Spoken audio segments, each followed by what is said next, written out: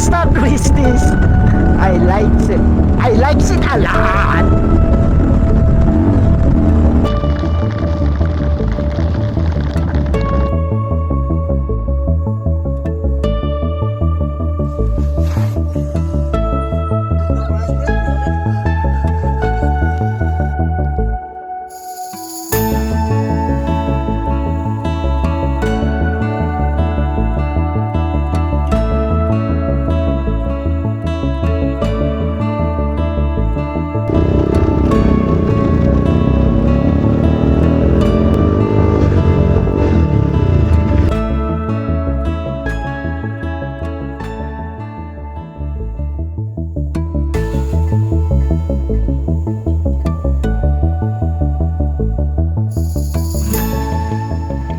Kamusta po? Welcome po sa Daddyscape Motovlog. Nandito po ako ngayon sa Atok, dito sa Benguet.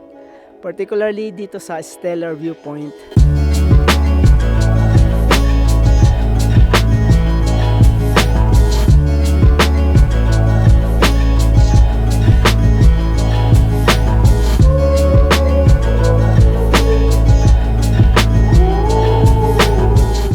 Tinawid ko mula Tondo, Manila ang probinsya ng Bulacan, Pampanga, Tarlac, dumaan ng Marcos Highway papuntang Baguio hanggang marating ang Halsema and eventually arrive here in Atok.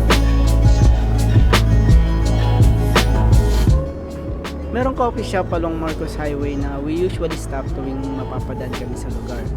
Maganda siyang pit stop after a long ride from Manila bago tumuloy papasok ng Baguio.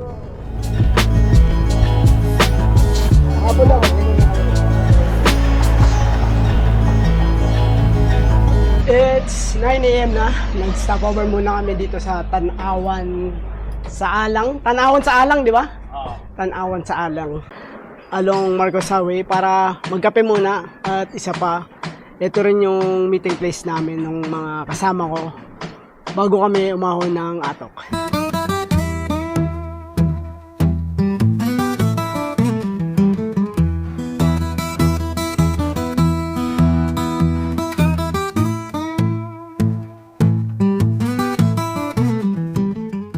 Tanaw sa Alang sa Rustic Roadside Cafe and Souvenir Shop.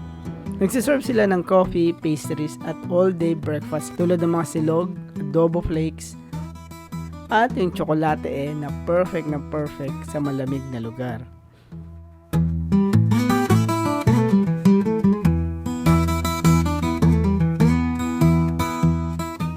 Marami rin silang mga locally produced crafts na very traditional ang mga design.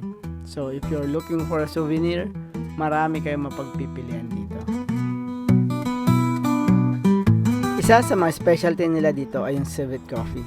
According sa mga coffee enthusiasts, may kakaibang flavor daw yung kape. May mild earthy chocolatey flavor dahil sa na-digest na ng musang yung beans together with wild berries and iba pang mga fruits. Kaya less na yung asim at bitterness ng kape. Kung adventurous kayo, you should try it. I'm sure it's an experience. It might be the best coffee na natikman nyo. At kung hindi nyo man magustuhan, at least kapag nakakain kayo ng hindi masarap na pagkain, pwede nyo nang sabing, lasang poop. Dahil you actually taste poop in liquid form. Lager.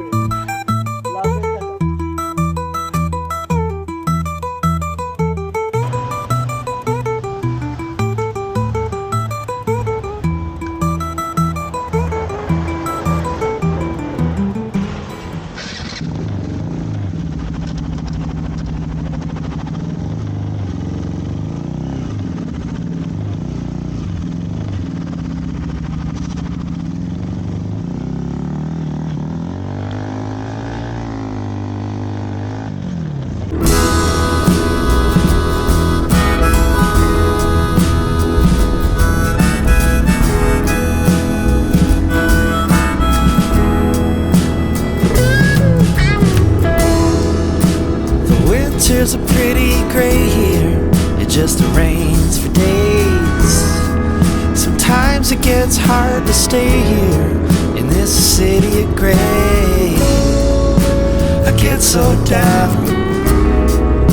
I just can't find the light.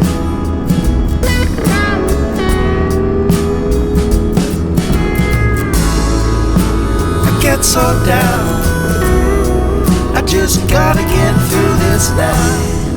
Ang saya ng twisties dito. Malamig, lamig ng weather, mainit yung araw. Tapos ganito yung road and yung scenery. Wow!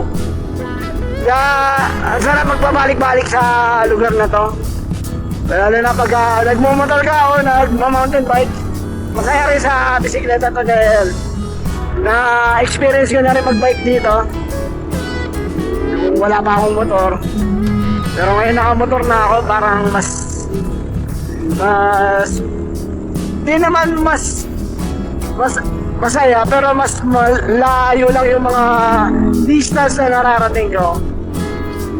Tama-tama lang sa age namin, mga 50 pataas. Kasi siyempre, may mga responsibilities tayo, kailangan makauwi agad. So, kung nakamotor, i-enjoy mo na yung free time mo doing this. At pagkatapos, ang dali na bumalik sa bahay.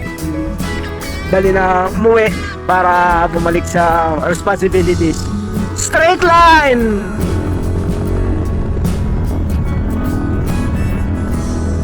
Saya!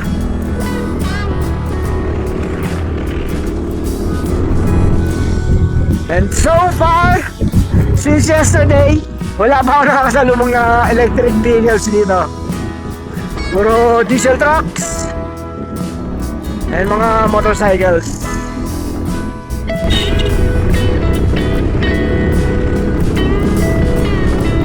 Saya! Pero running low na ako sa fuel, kailangan nang magpagas. Yun ang problem dito, malalayo yung mga distance na petrol station. Kaya kailangan lagi kang full tank rito. May nakita rin akong mura dito, siguro na below 70. Considering na malayo sa Manila to, mas mahirap i-transport yung gas. Pero nagagawa pa rin nila ibenta ng mura. Non-stop twisties. I likes it. I likes it a lot.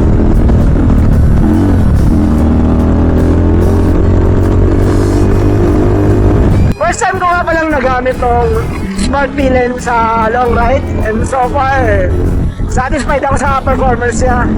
Ang sarap gamitin. Hindi ako pinalya, hindi in-install. Kahit sa mga alanganing curve na pataas, kinaya niya. Kaya masaya-masaya ako. It reminds me of the Bajaj Dominar. Para sa pareha sila ng characteristics, pati yung vibration sa kamay. Yun lang yung medyo complaint ko rito. Malakas yung vibration.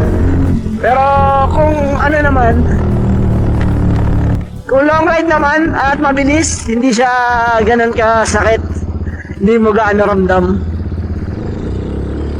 Pero pag yun, pag mabagal, like ganito, tapos matagal na mabagal yung andar mo, ramdam mo. Pero once na bumilis siya, nagiging smooth naman, mararamdaman mo na lang pag binitawan mo yung bars, magminto ka, ito.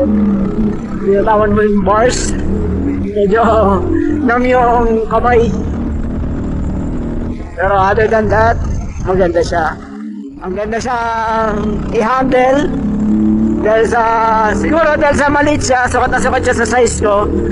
Kaya gusto ko talaga siya dahil hindi siya alanganin i-ride, hindi alanganin i-handle at hindi rin pangit tignan sa size niya dahil parang appropriate sa katawan. Appropriate sa build. Gahanap kami ngayon ng petrol station para makapagpagas. I think sa banda dyan sa baba mayroon na eh. Sarap.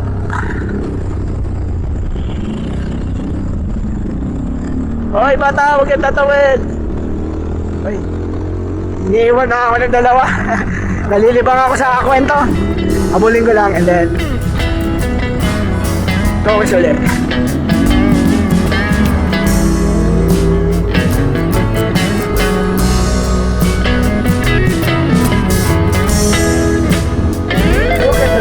trees. Ganda ng trees. So give me a good high. Chase these bills away.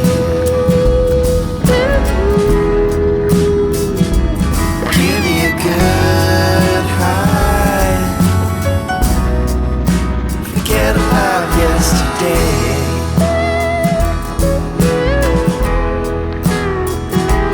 Give me a good high. Chase these blues away. Oh, give me a good high. Forget about yesterday. Ianong mo na, pahinga ko lang.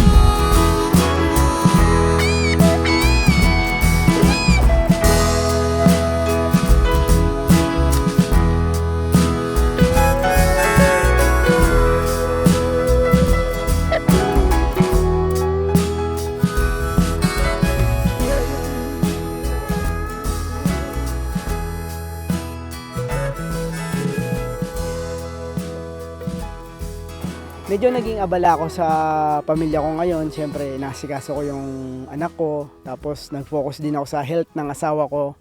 At sourcing ng fund para sa treatment niya. Kaya mahirap makasingit ng ride.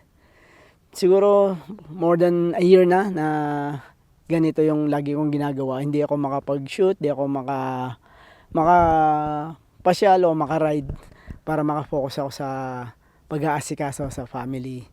Pero since na vacation ngayon at gumaganda na yung condition ng asawa ko, na isipan namin na magkaroon ng break sa pag-aasikaso ng family at matupad na rin yung matagal ko nang hindi magawa-gawang moto camping. Buti na lang niyaya ako ng kaibigan ko. Nandun sila sa campsite namin na tuloy din, medyo maulan dahil according sa weather forecast, everyday daw umuulan dito.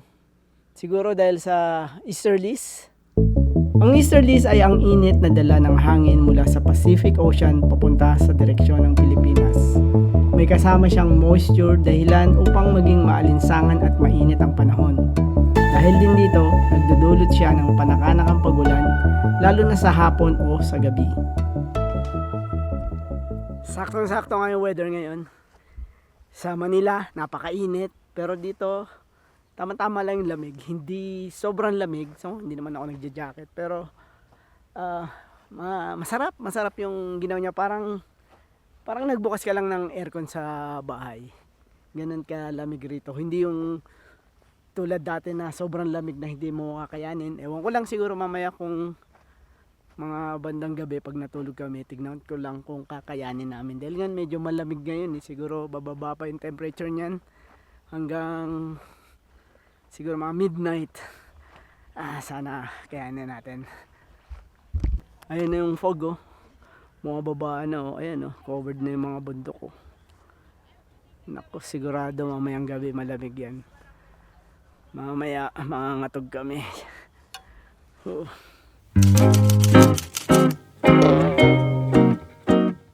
Nandito tayo ngayon sa Batadal. Sa Atok Benguet. Ayan, hindi pa kami tapos mag-pitch ng tent kasi medyo inabutan kami ng ambon. Sobrang lamig dito, no?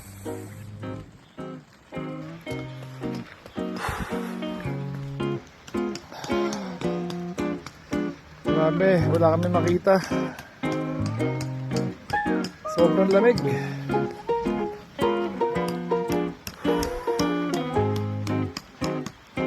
Ang nipis ng hangin dito, ang hirap puminga.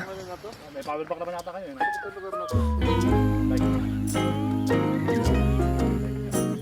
Ito pa tayo dyan.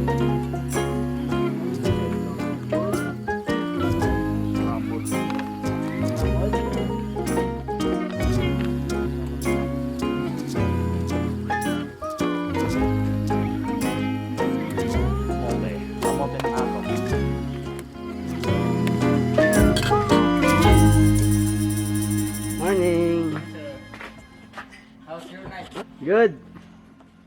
Sarap ang tulog. Nice for... Sakto lang. Sarap, hindi yung malamig na malamig. Ito, meron silang nice picnic table. Pwedeng mag-unwind. Kape, drinking, alcohol, alak, inuman, pwede dyan. Pero syempre, minimal lang. Hindi pwede rito yung lasingan talaga. Ang ganda ng mga flowers, oh. Maganda yung panahon ngayon. Hindi ganun kalamig. Saktong-sakto lang. Yung tulog ko nga, dire-diretso. Sarap. Parang naka-aircon ka lang sa bahay. Ganun yung pakaramdam. Hindi ka magigising sa ginaw. Comfortable yung tulog. Ba tayo rito? Mamaya papakita ko yung kabuuan ng lugar sa drones. Nag-drone kami rito. So, paikot-ikot. Makikita nyo yung lugar. Simple lang siya. And at least, kompleto yung mga kailangan. May mabibilhan pagka nagutom. May wifi. May bayad nga pala wifi rito. Hindi gumagana yung mga mga phones nyo. Yung mga data nyo. So, kailangan mag-ano ka rito sa Starlink sa kanila.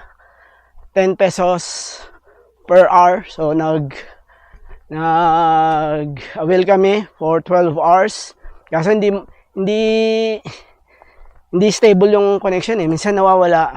Minsan nagkakaroon. Pero, pwede mo siyang i-pause para hindi ma-consume yung ano. And then, gamitin mo na lang pagka nagkaroon ulit, pag kailangan nyo.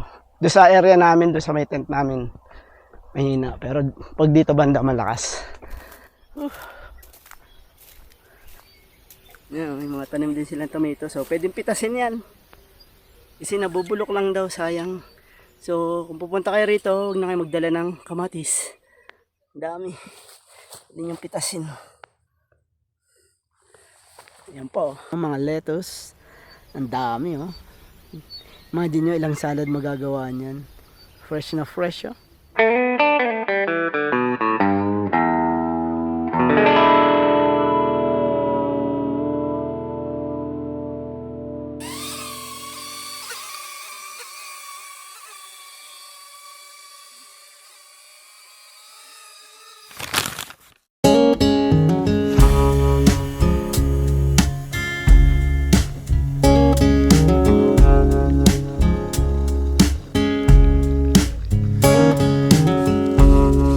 Stumble from grace,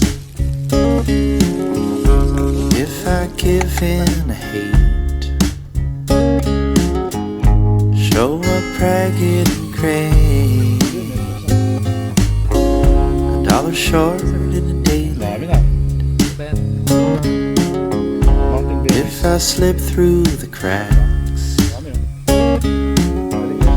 monkey claw in my back, falling off of the map into obscurity, duped and faded to black. Please remember me warmly,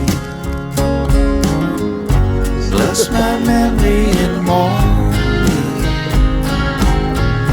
Pray my angels adorn me if I stumble from grace.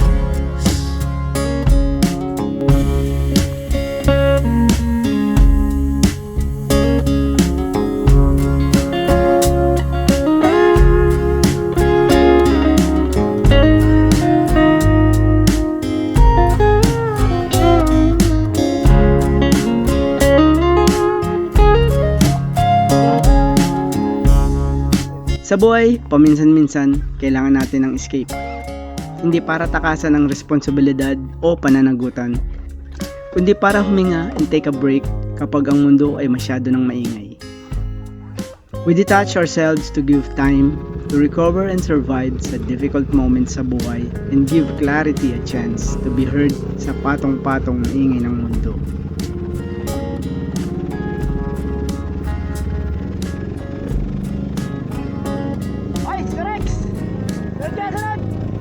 We escape not to disappear, but to return with a clear perspective in life. May mga tao na dinadaan sa pagbabasa ng nobela, magpinta ng flower, pakikinig ng music, or just wander for hours on a motorcycle sa long and winding road ng Benguet.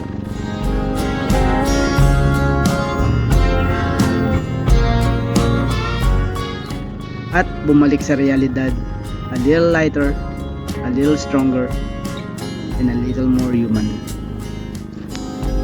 If I stumble from grace,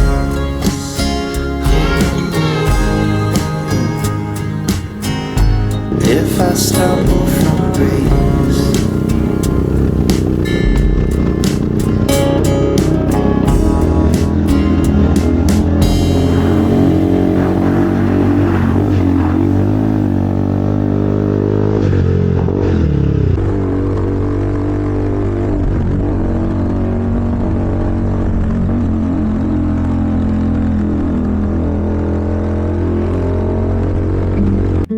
Pili lang ako ng pasalubong.